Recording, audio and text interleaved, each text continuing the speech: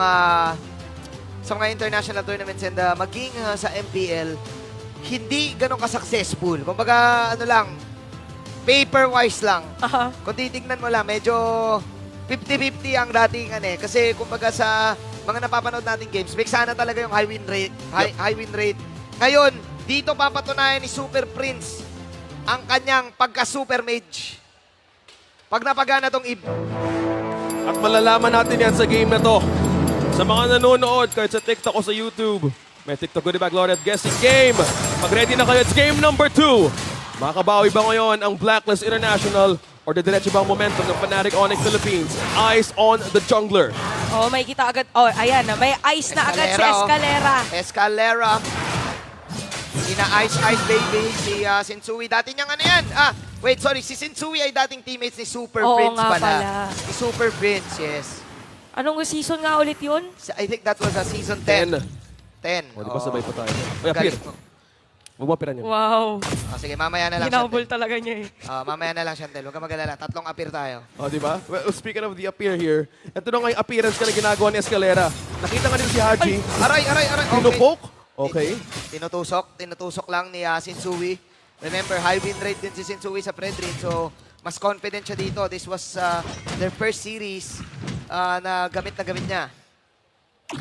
Hindi natin nakita si Arlott for like ilang games. Binaban eh. And Binaban sobrang siya. importante din talaga in case of team fights. Kasi if kanina kung pag-uusapan din natin how that Eve went, pinag-uusapan mo on paper na hindi nga naging effective yung naging choice ng Eve on some teams, on some games. But dahil nakuha nga nila dito yung zone, pwede. Kasi there's one thing I'm looking at is the Eternal Guard na pwede makapag-counter din once mag-RWM. Oo nga eh. Madaling pang agot, no? Oo. Ay, by the way, yung build ng item dito ni Kelra, nag-leather jerky po na tsaka 2 kutsilyo pang attack speed. Oo, kailangan niya para mabawasan yung damage output ng isang Clodiwaps. Pero eto nga, ramdam ko sa Onyx yung pindot kasi remember, ganito din yung situation nila noong Season 12 na kung saan mas nakakaangat sila sa Blacklist International. And mind you, maging yung history ng mga new members ng squad na to ay gusto rin makapasok agad sa playoff. Jem Volado, Jem, Dragon Tail, counterplay from Jem. Pero naka-out si Edward using the ultimate. At okay, Mage, real world manipulation. First objective, kuhang-kuha ni King Kong, Fnatic Onyx Philippines. Okay, so maybe this plays with the area of effect na pwedeng gamitin ng isang Eve. Real manipulation na walang pwedeng makalapit. Also add slow na pwedeng lumapit dun sa turtle. At saka para meron threat pa, di ba nakita natin, grabe yung pagsuwag ni King Kong kanina para mas hindi pa makalapit dito yung mga kalaban. Oy, wait Oh my lang. God. Haji, Face 1/2 check. HP. Biglang nag-call na dito ng flicker na ang Fnatic Onyx. So alam nila na medyo mawawalan si Haji ng onting ump ng confidence without that flicker. Lalo na level 4 na rin siya. Well, speaking of hero matchup, Edith 75% win rate with games played 4 against Luzong. So nagkakataroon nga ng mismong contention on how backline is so important even sa side lanes ngayon. And we're looking at the story of these ex-laners, Gem and also Edward. Kanina muntik na rin siya dito, pero the response of how Arlott or even Escalera wanted to aid the guy na pwede makuha sa Edward, ang bilis nila umikot.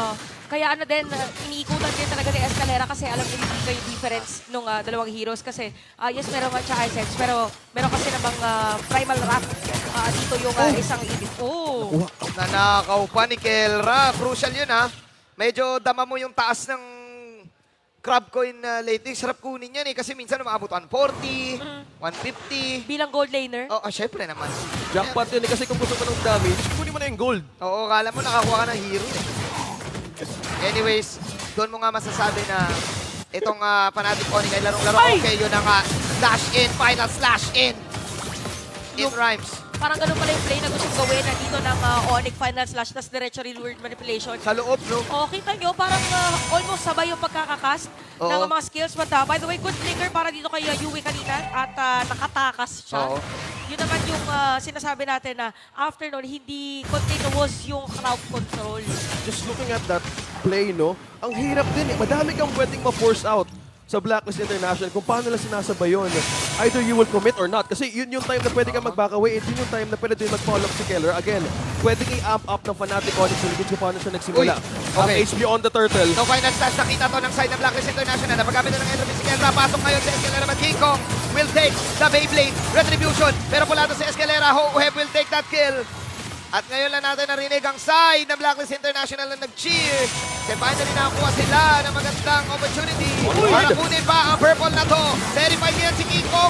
Masyadong napalalim. Tingnan natin sino makakuha ng purple. Nakaw ba? Mananakaw nga! Oh, Sensui confirms it. alam nila kasi na nagamit na ni King Kong kanina yung Retribution. So, diretsohin na lang din na para makaagaw doon sa ibang objectives. But yeah, for Blacklist International, good call for them. Now, for Fnatic Onyx, kailangan silang maging maingat ngayon. Kasi ramdam na natin yung sustain or yung motivational roar ng isang Minotaur. Kaya naging mas matagal dito yung Blacklist International pagdating naman sa mga team fights. Tsaka, hindi to kagaya ng mage kanina ng side ng Fnatic Onyx na Luyi, nadama mo kagad yung early game damage pag nag-combo. Sa pagkakalam ko kasi, ang hirap mag-scale ngayon ng Eve talaga, kaya Oo. nawala sa meta eh. Tapos kailangan mo pa yung stacks, kailangan tumatama pa yung mga skills mo from time to time para talagang mas mataas yung or mas madami yung pwede mong i-protect pagdating doon sa deal manipulation. Pero nakita naman natin para dito sa dalawang marksman natin, meron naman na silang core item actually. So ang pinakakailangan na lang gawin dito is wala silang ma-miss out na resource like minion wave para hindi sila magkaroon ng gap. Doon na pinanood mo doon na yung Eve, nahirap mag-scale. Yan lang, heavy spin, kumokonek. Kalate boy na si Sui dito. Oh! Hindi siya nakapag-ulti. Wala siyang makuha ditong lifesteal. Ay! Pero Sui. buhay pa rin na. Ang kunat May pare. shield, may shield! Nabuhay siya. Masyado siyang natulak ng heavy speed. Hindi ko alam kung tumama mo yung mga skill ni Super Prince. O parang medyo nagkaroon sila ng miscalculation ng moment na yun, hindi na rin na-slow. At si Haji nakuha na doon si King Kong. Haji getting the kill. Okay, Heavy the laban. BMI. 1v1. Alam natin, gusto natin makita yan. Ay, Vintage Oheb Kelra. mainit ang mga gold gainers natin. Pati for Blacklist International, maganda dito na nakakakuha sila ng turtle objective. Parang nagpapalitan lang actually ng rotation tong dalawang teams natin. Nag-ayos ng upo si Kelra dito right after that turtle. Meaning parang sinabi niya, okay, wait lang ha. Ayusin ko lang yung buko. Paano? Okay, wait lang ha. Ayusin ko lang yung buko. Narinig niyo ba yun? Narinig ko eh. Oo. Umaabot pala sa'yo. Wow. Yung paano nga sila nag-adjust doon and looking at how the items is going with Keller. May dalawa na yung May ating Santel. scythe na siya. Yes. Volume side. Halos parehas lang yan eh. Parang nagkaiba lang magic item yung isa. Parang same lang din sila. Pinagkaiba lang. Isa magic, isa physical. Conceal double. Oy, makikita ni Sensui, Sensui. Oy, binanata niya. Oy! Walang takot. Oy! Kuya mo Sensui doon ah. So, nag-flicker out doon si Escalera sa may Lethal Wanderer para meron pa siya isang dash. So, yun pala yung naging strategy niya noong moment ngayon. So, mainit ngayon. Fresh start for Blacklist namang sila. Very little versus Fnatic Onyx. And kailangan mag-regroup ngayon ng Fnatic Onyx dahil pinupressure yung bottom lane. Tinaming hits kay Oheb. Nice defense. Blacklist International slowly getting back the lead. May nakuha na Torres sa taas. Ayun pala. May nakuha din Edward doing the busy work din. Also clearing the wave. Again, babalikan natin ulit yung Eve. Yun yung sinabi naman natin na sa pag-edit, parang meron ka ring marksman. Kung nadepensahan man dito ng Fnatic Onyx yung Torre kanina sa baba, nasira na rin ulit ngayon. At may ipit si Yue. Si Yue ang target ngayon ni King Kong and finally nakakuha sila ng magandang combo with Super Prince. Pero okay, hindi enough yung Abrasive strategy to get the damage. But yung onward shatter ay nandun. Ang dami nagkakatalunan. Matagal pa ang bagong taon. 3-4-2 situation. Gem! Mulado ngayon. Ay! Si Ay! Gem, tumatakbo ang Dragon, tinatakbuhan yung Lord. Pero nandito pa rin si Edward. Papalagpa si Edward with the robot. Okay, Ay! Edward Flicker! Woo! Grabe, mala Gundam. Gundam Zero. From Agent Zero to Gundam Zero. Gundam Gaming, nanood ka ba nun? Edward with the play. Yun na yun. A very risky, calculated reward. And yun yung magugustuhan mo kay Edward, kaya siya pinansagang Agent Zero. Yung mga risky plays niya, tandaan natin, nagkaroon ng meta na yung XP lane, kailangan makunat. Pero sabi ni Edward, wala naman sa kunat-kunat yan, nasa galaw. Oo, nasa damage din yan. Oo, okay. This time, 1.6k lamang na blacklist.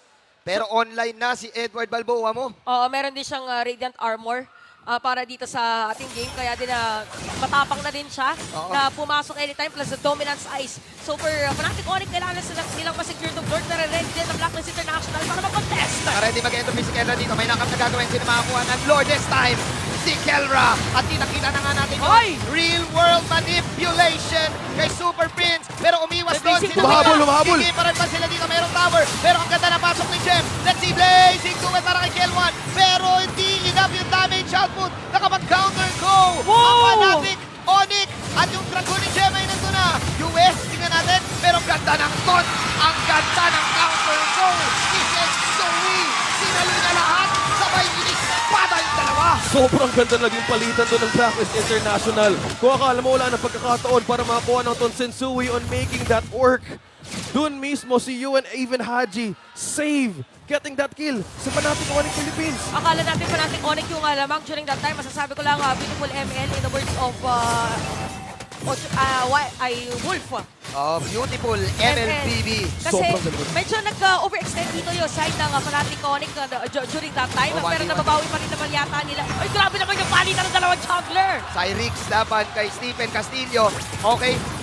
Super Prince flicker out, real world manipulation. Laban na lang to. Entropy para kay Kelra. This time, bumabanat na si Kelra doon sa bandang likod. Pero Escalera, sasaluhin niya yung mga thought. Ang kunat mo, Stephen Castillo. Sensui, again, soaking everything. Dito na binubuo sa atang Fnatic Onyx. Kailangan din kasi kunin Sensui yun again. Yun Ayan naging- na. Ay, teka lang. Ayan na, May call, may heavy spin! Ay, naku, flicker! Don, nasa loob ng tore ngayon si Gem. Tagilid. Pwedeng humabol dito ang Blacklist dahil nagamit ang ibang mga skills ng Flicker out. Fnatic Onyx. Flicker out, maghabol pa si Sensui. Sinahabol talaga. Entropy! Entropy out. Eto na ang Dragon! Ay! Petrify on the tree! Pero si Edward, sino ba ng armor? Tingnan natin. Blazing Duet para kay OM dito, kay OM. Si OM. Ay! Muna, Kel1. Hinaharap ni OM. Ay, Lord kasing maano eh, may mini Lord eh. May EG Boy. Habang sabi ng Blacklist International, kalma lang. Entropy na naman si Kelra. Amba laban sa amba. Grabe yung, alam mo yung mga tropa mo nag-aabahan. In and out. Inen, ambahan lang. Hawakan mo nga sa tenga, hawakan mo nga sa tenga. Sige nga, ikaw nga. Grabe yung naging laban yung walang naging casualty. Nag-exchange lang talaga kung sino talagang bibitaw o sinong mismong magbiblink ka agad. Pero walang naging problema din doon yung Fnatic Onyx Philippines. Ang galing ng Fnatic Onyx Philippines doon na masasabi ko iniwasan nila yung iwas pusoy sila doon. Oo. Kasi kamunti ka na yun, nice usage of the retry ni, I think, if I'm not mistaken, nag-retry si King Kong dyan just to slow someone. Or kung hindi man, basta may Yung mga- na-slow. Oo, Naramdaman may kasi na-slow. nila nahahabulin anytime eh. Oo. So, naramdaman din nila na parang pwede. Feeling ko yung comms nila doon, kung mapapanood man natin yung replay. Oo. Sige nga. Ay, wag na pala. Huwag na, hindi pala kaya. Parang ganun rin nangyari. Pero makikita natin dito para sa Blacklist International. They are on the lead in terms of a gold. Pero si Escalera meron ng plate armor. Plate armor. So, expect either naharapan niya dito. Kasi Si Oheb. Oo, si Oheb. Actually, pwede niya rin harapan si Edward. Kasi may damage din na binibitaw pag naka-primal rush dito yung mga edit. Speaking of damage, Super Prince and Kelra, ang kailangan bantayan ng Blacklist International yung lockdown, yung combo ng Eve, at mismo ni Escalera, sobrang deadly. Na kailangan nila tingnan kung sinong unang lalapit. Deadly magic damage yan. At nakita mo yung burst damage ni Kelra, yung ginagawa niya, entropy superposition. Yung ginagawa niya pampok. May Kakalahatiin purify yan, niya lang. Kakalahatiin niya lang yung kalaban niya eh. Ito na ang Filipino Lord Axe. Gaganit sino makakuha si Kelra! The Filipino Savage! Pero ka-counter go ngayon, ang 1.3K na kalamangan ng Blacklist International. Blazing Duet wala tatamaan niya. Tumatapos na Super Prince, sumulutang pala. As Fnatic Onyx will respect Blacklist, pero makikita si Kelra dito. Naku, huli Naku, ka. naiwan. Madadadge mo ni Kelra. Mabubuhay ba siya? Hindi na. Huli ka, pero di ka kulong. Pero ang dami mga skills na nagamit by the way during that time. At nandito pa rin si King sa may middle lane. Makakapag-push ng Torre pala si Kelra dahil nakafocus yung defense kanina ng Blacklist dun sa may bottom lane. Si Escalera pala yun. Si Escalera yung nag-buy time. At nararamdaman natin ngayon ang damage ni Kelra with this Nathan. Entering also late game na rin. So ito yung kailangan din nila abangan. Sino pang pwede makapagsukop ng damage na to dahil hindi nga nagagamit dito ni Kelra ang entropy para mag-change position. Torre na Kahit lang. na mismo yung purify. So sobrang calculated nila yung frontline na kaya nilang isukop lahat ng Blacklist International. Sumasakit na sila, no? Nagkakascaling na yung Fnatic Onyx. At nararamdaman mo na yung damage output ni Kuya Kelra. Great movement mula kay Escalera. Nalituhin na lang yung Blacklist International para i-pick off na lang siya at Oh. makakuha ng space yung Fnatic Onyx. Tsaka dahil dun sa space na yun, nakasira na ng Torres sa may top lane. At may kita natin dito for both teams ay parang inaabangan na lang nila is yung kung kailan sila magkakaroon ulit ng opportunity to have the team fight, which is doon sa may mga Lord Pit. So for gold laners, halos pantay actually, pero mas madami nang nakukuha dito na creeps or minions actually si Kenra. Well, Oheb also getting all the gold cards against Nathan. So possibly making the possible winning condition damage. Again, yung BMI and Blazing Duet. Ang pwede makapagbabad sa backline ng Fnatic Onyx Philippines. Yun yung pinaka-probable na kailangan nilang gawin. Okay. Dahil nga, paano mo i-penetrate dahil sobrang... Oh my goodness! Escalera! Pwedeng i-burst down si Edward dito, makakapag-ultimate pa. Si Edward hindi na nga na Ay! Ngayon niya lang pinap dito. Ngayon, nag-back ang Fnatic Onyx. Pero nakita mo kung gaano ka-dangerous yung combo. Humarurot si Escalera na mula. Yung Si final Edward. slash. Grabe din yung naging gulat nila doon. And they forced Blackish International na mag-respond ka agad. At saka nung moment na yun, meron pang nakuha na Flask of Oasis si Haji. So tumaas yung heal. Kaya din na-sustain dito after the flicker from Edward. Pero may added damage naman ngayon for Super Friends dahil nakabili na rin siya ng another item para sa kanyang Eve. Sakit so expect na since merong Ice Queen 1, okay, matagal natin hindi nakita si Ice Queen 1, meron pang counter doon sa Spell Vamp or any life steal. At zero. So talagang ang gusto mangyari dito ng side ng Fnatic Onyx is to create a space para gagawa sila ng boxing ring. Super lagkit na niyan. Super lagit na yan. Pag nasa loob ka niyan, talagang para kang nasa kumunoy. Hindi ka makakagalaw. Grabe yung Void Crystal. Oh. Oo. The potent the scourge damage na meron ngayon si Super Friends. Init lamig yan eh. Ice Queen 1, tsaka yung Glowing 1. Naka-Glowing 1 ba siya? Naka-glowy pa rin. Bakit naman ang panahon na yun? Init lamig. Pasmado ka niyan, o kaya kung... basta yung Ice Queen 1, alam mo na yan. At nakuha nga dito ni Super Friends ang Little Wanderer. Okay, Heavy spin. entropy in. Pasok ngayon si Kelra. Nandito si Escalera sa balalikod. Binaban natin si Yue. Yue pinaflicker in. EG Boy tatamaan si Kelra. Kelra is down. Escalera is down also. Masyado na malalim ang side ng Fnatic Onyx. At the point of Black International ngayon ang kalamang. At Blacklist will now transition into the Lord. 9 to 5. Free reign ng Lord para sa Agents. Grabe yung ginawa ni Yue doon. Tinarget siya ni Escalera pero nakita niya yung opportunity na ilatag yung Eternal Guard para mahanap yung mga backlaners dito ng Fnatic Onyx. Kaya nagkaroon sila ng space, nagkaroon sila ng entry point kung saan sila magkakaroon ng play against the Fnatic Onyx. With the second item on the Blood Wings, nakapagbigay ng extra protection for this Vexana na Grabe. pwedeng bumabad.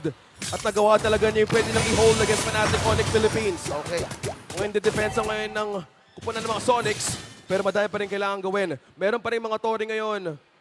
Ang black and yellow, well now, Fnatic, but kailangan nilang gawin dito. How do they want to equalize now the waves? That means even the defense na meron sila ngayon with this damage. Pero kasi yung Fnatic Onyx, meron din silang damage eh. Parang nagiging crucial lang para dito sa dalawang teams natin is kung kanino yung mas maganda na follow-up doon sa initiation. Kasi diba, nanalo kanina yung side ng Blacklist International sa team fight kasi hindi pinansin ni Yue.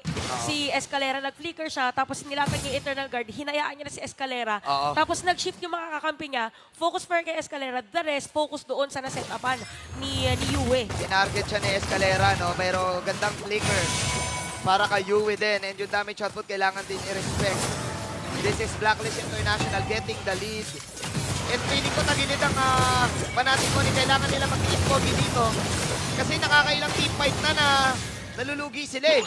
Nakakailang team fight attempt eh. Diba? Nakakala mo makakapatay sila. But the problem, na-heal ng Minotaur. Oo.